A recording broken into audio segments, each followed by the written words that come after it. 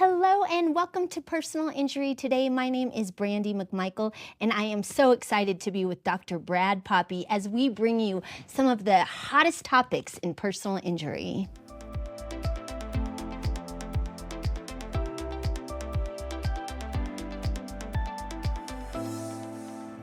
Hi, Brad. Good morning. Good morning. So, really excited to be filming these episodes with you that bring so much education to people. And I have a few questions for you as we talk about why aren't your cases settling in mediation? Yeah. My first question is, what do you think is the most common reason as to why insurance companies are not offering an appropriate settlement amount in mediation? It's a good question. It's a day-old question, and I get that a lot with my company. And I think really one of the primary reasons is because the insurance company doesn't fully understand the extent of the patient's or client's impairments.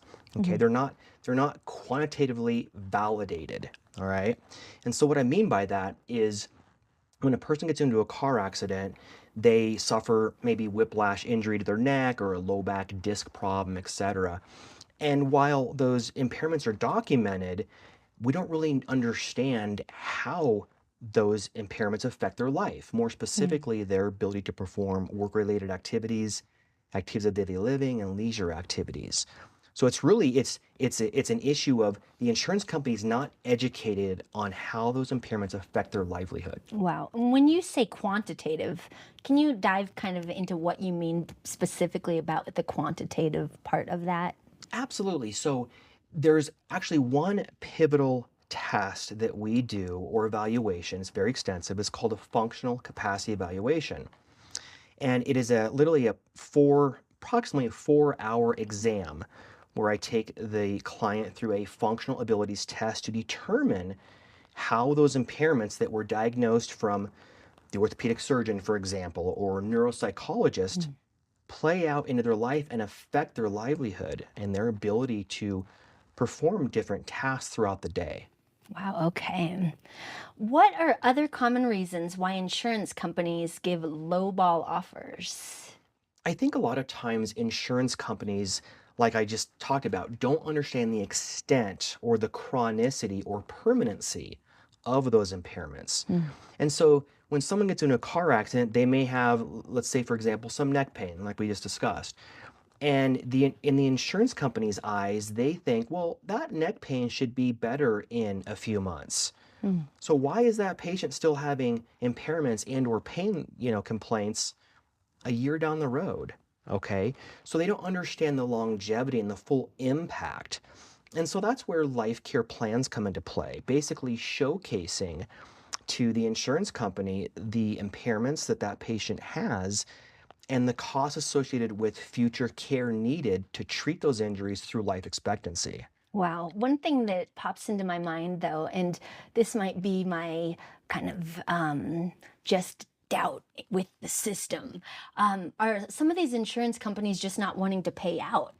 Like, I mean, they have certainly got to know that there can be long repercussions. Is it for the money that some of these insurance companies are giving these lowball settlements? Absolutely. And that's the insurance company job is to either A, not pay or mitigate their loss on the claim.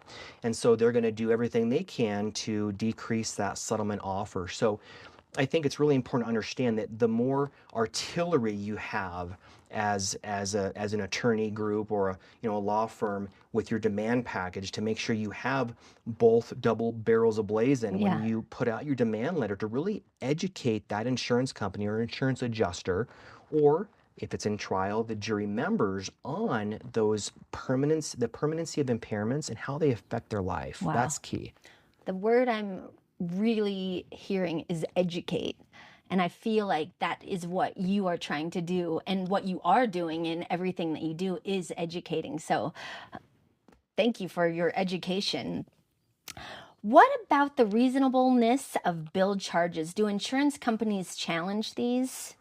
They absolutely do. A lot of times, insurance companies will look at the reasonableness of care and the bill charges that patient has undergone due to the impairments from that collision. And a lot of times they will state that the providers overcharged, or those services were not reasonable, usual, and customary. So that's where a simple bill review, where we take those bill charges from all providers and we put those up against databases within the life care planning community. Wow. And to determine in that geographic geome where that patient lives, are those bill charges from said providers usual, reasonable, and customary? And should those bill charges be what other providers in that area would be billing? So we can kind of say, hey, insurance company, we did do a bill review, and guess what? They are usual, reasonable, and customary with other providers. Really just being an advocate for the client. I think that that whole system of you get into an accident and then suddenly you have all of these, the insurance, the medical, you have all of these different things that you need to navigate. It can be so overwhelming. And, you know, when you're in pain or when this accident has just happened, it is so much. So it sounds like that you can walk along with the client to really make sure that they are taken care of. I 100% agree. That's wonderful.